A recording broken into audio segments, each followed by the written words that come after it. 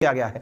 एक समय था जब पाकिस्तान का फ्लैग इस तरह से इज्जत से रखा जाता था। आज लोगों ने इसको मॉडिफाई करके दिखाना शुरू कर दिया है। लोग इसको कटोरे में बदल दिए हैं। खैर, जोक्स अपार्ट, हर देश के लिए अपनी चीजें, उन्हें बुचर ऑफ द गुजरात कह चुके हैं, कुछ अंट-शंट शब्द का उपयोग करते हैं, लेकिन उन्होंने इंडिया को ब्रांड बनाया है और इससे पहले ऐसा कोई नहीं कर पाया था।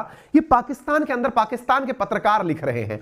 इतना ही नहीं, सबसे अहम बात यह है कि भारत को महसूस करता है, वो करता है और उस हद तक, यानी सबसे अहम बात यह है कि भारत जो महसूस करता है वो वही करता है और उस हद तक जाता है, चाहे वो रूस पर अमेरिका के करते कड़े प्रतिबंध हो, लेकिन भारत अपनी शर्तों पर रूस से तेल खरीदकर केवल खरीदता ही नहीं है, इन्होंने आगे वाली बात और ऐड कर दी कि पड़ोसियों से को निर्यात भी करता है और उससे डॉलर भी कमाता है। ऐसी बात यह शहजाद चौधरी बोल रहे हैं। इन्होंने कंपेयर करते हुए बात बताई कि जहां भारत का विदेशी मुद्रा भंडार 600 अरब डॉलर का है, वहीं पाकिस्तान का विदेशी मुद्रा भंडार 4.5 अरब डॉलर का है। इन्होंने एक बात और बताई कि भाई, जब भारत और चीन के बीच भी कन्फ्लिक्ट है, इन दोनों के बीच भी सब कुछ तो सही नहीं है, उसके बावजूद भी इनका जो ट्रेड है वो $100 बिलियन से ऊपर का चला गया है। और हम और पाकिस्तान जो है, पाकिस्तान और इंडिया जो है, उनके बीच के कन्फ्लिक्ट के कारण हालात ये हैं कि जो प्याज हम इंडिया से मंगाते थे वो भी कई 5 गुना या 10 गुना के आसपास महंगा हो गया है। यानी कहने का अर्थ यह है कि भारत और चीन जो है वो जिस तरह से अपने कन्फ्लिक्ट को किनारे रख के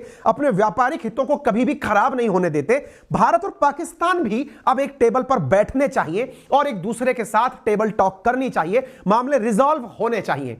अब मुसीबत यह है कि यहां पर पाकिस्तान के भले ही पत्रकार, यहां की सभी जनता धीरे धीरे भले ही यह बात बोलने के लिए मजबूर तो हो गई है क्या कि भाई भारत के साथ बैठो, बातचीत करो, अदरवाइज रोड पर आ चुके हैं और बुरे हालत हो जाएंगे, लेकिन इनकी राजनीति है जो कि इस चीज को अलाउ नहीं कर सकती। स्थिति आप इससे अंदाजा लगा सकते हैं इनके पास फाइनेंशियल क्राइसिस कितना है। और ये कोई मैं कोई पत्रकार थोड़ी हूं यार, मेरे पास कोई न्यूज, मेरे कोई वो थोड़ी लग रहे हैं वहां पे कि जो संवाददाता मुझे वहां की ताजा तरीन खबर दे रहे हो। हम तो अखबार पढ़ के सुनाते हैं आपको, बस ये है कि उनको एक जगह इकट्ठा कर देते हैं। आप देखिए, फर्स्ट पोस्ट लिखता है कि thousand of tons of essential items stuck in Karachi port amid Pakistan economic crisis. ये 16 तारीख की खबर है।